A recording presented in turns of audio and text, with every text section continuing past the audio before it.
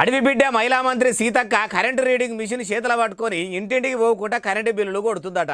అగో మొన్ననే గృహలక్ష్మి పథకంతో 200 యూనిట్ల ఫ్రీ కరెంటు ఉచితంగా ఇస్తామని చెప్పిరి. మళ్ళా కరెంటు బిల్లు అడుగుడేంది ఎందుకు కొడుతుంది అంటారా? అంటే సీతక్క నియోజకవర్గం ములుగుల ఇంటింటికి ఎందుకు తిరుగుతుంది, ఇందిరమ్మ రాజ్యం గురించి వివరిస్తుందట. మరి మంత్రి గారు చెప్తుంటే మంచిగానే ఇంటురా, ఇది ఇందాం పారి.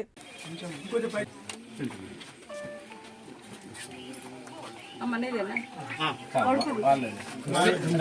600 నీకు భాగం లేకుండా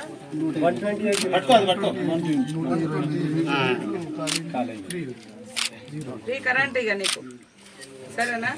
ఓకే, ఇందిరమ్మ ప్రభుత్వం ఇది.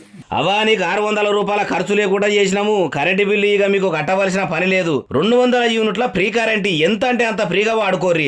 అంతకు మించి ఒక్క యూనిట్ ఎక్కువ వచ్చినా బిల్లు పడుతుంది చూసుకోరి మరి అని చెప్పుకొచ్చిందట. అసలే సీతక్క సాదా సీదాగా ఉంటదాయే. ఇట్లా ఇల్లు తిరుగుకుంటా చాలా మందికే ఇందిరమ్మ పథకాల గురించి, కాంగ్రెస్ 6 గ్యారంటీలు, షెయి స్కీముల గురించి మంచిగా వివరించిందట. ఇక స్వయానా సీతక్క వచ్చి ఇట్లా ఇందిరమ్మ సర్కారు గురించి వివరిస్తుంటే అచ్చమా సోనియమ్మనే చెప్తున్నట్టు ఉన్నది అనుకున్నారు కావచ్చు.